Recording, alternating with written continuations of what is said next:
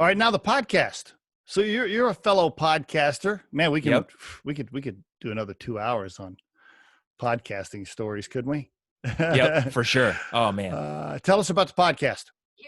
It's called Tell the us. Sales Experience Podcast. I started it last April.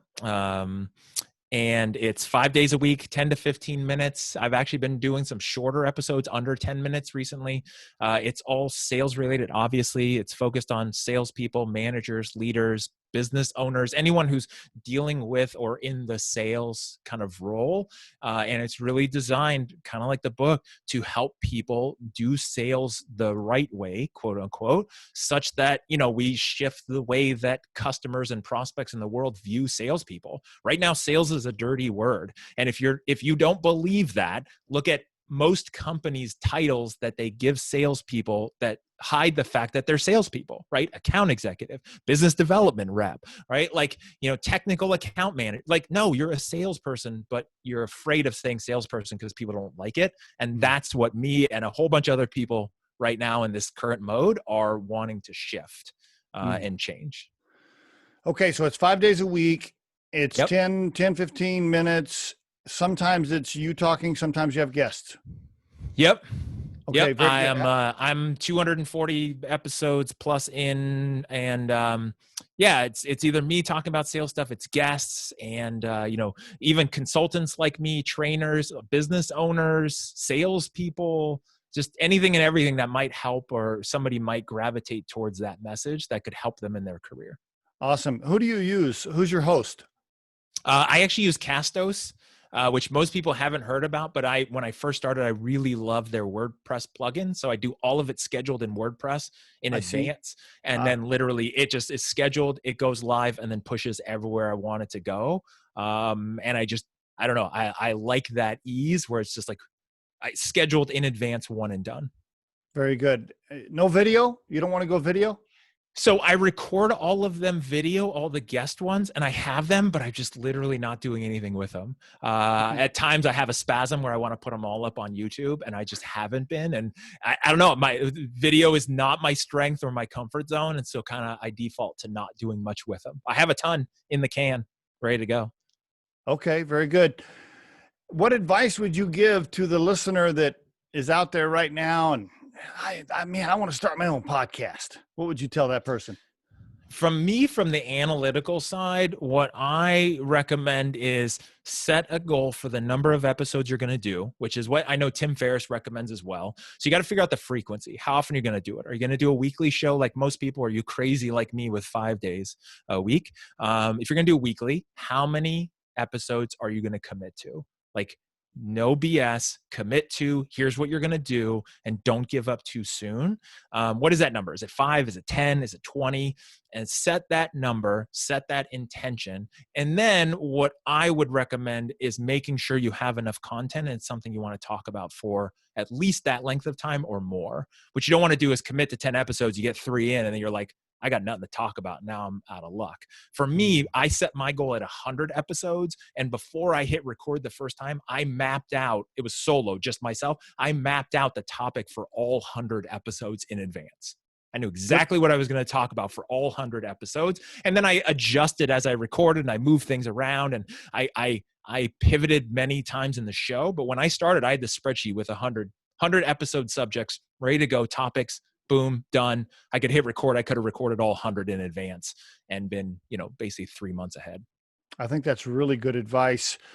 The only thing I would add to that is when you set that goal of 100, you should also prepare your mind to say, okay, I'm going to launch 100 no matter what. If I don't get if I don't get a single listen, if I don't get a single like, doesn't matter. I'm going to do 100.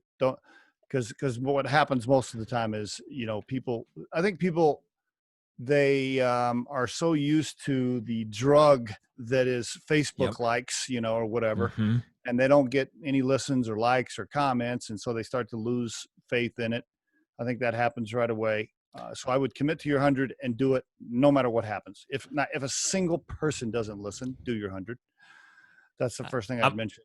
And go ahead. I'm so glad you brought that up, because that was the other thing I was going to talk about was set your goal, have your content, and then literally don't check the stats Yeah. if you're Just don't check prone 'em.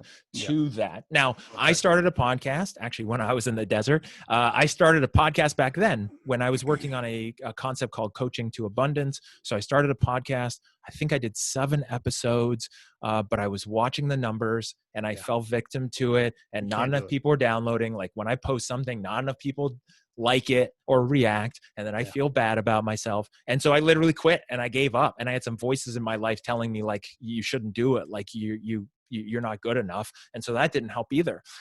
Then when I did this show, it was super clear. I'm like, I want to start a podcast. I have to get this voice out. A lot of people ask me like, how do you monetize it? How much money have you made off? Like, no, that's not the point. 0. Like this is burning inside me. Like literally I Yeah. had to do it. Like the book, I had to do it.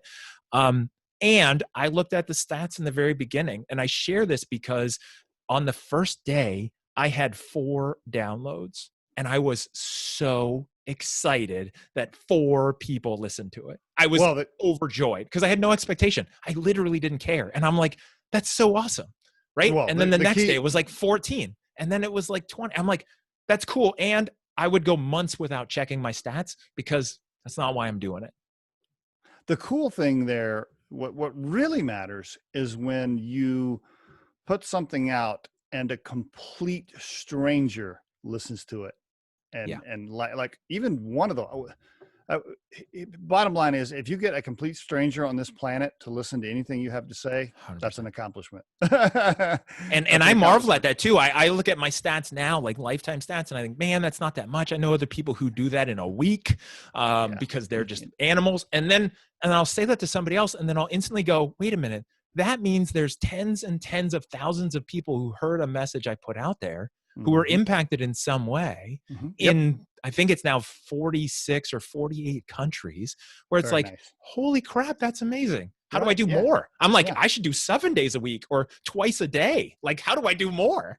The other thing you just mentioned there that we should touch on is, don't start it because you think you're going to make a lot of money on podcasting or you think it's going to make you rich and famous, because there's a 99.5% chance it will never produce $1 for you and you will never be famous. So if you're into it for that, you should just stop right now, because there are very few Gary V's in the world, as you mentioned, right? I mean, out of the millions and millions of people that produce podcasts, very few are going to be Joe Rogan or anybody else. So yeah, if you're into it for that, you should stop, because that you're just going to be disappointed. You should be doing it for the passion and because you want to help people. And then if strangers listen, great. If it takes off someday and you make money on it, hey, good for you. But don't live for that. Don't wait for that.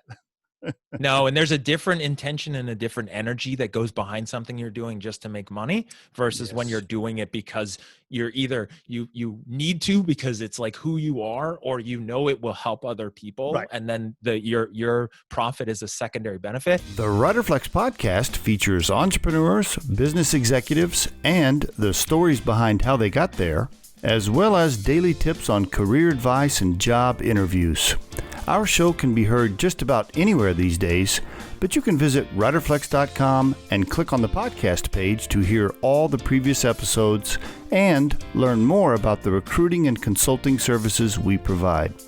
Contact us at the email address info@riderflex.com or 888-964-5876. Thanks so much for listening, and if you enjoy our show, please be sure to subscribe to our channel and like the episodes.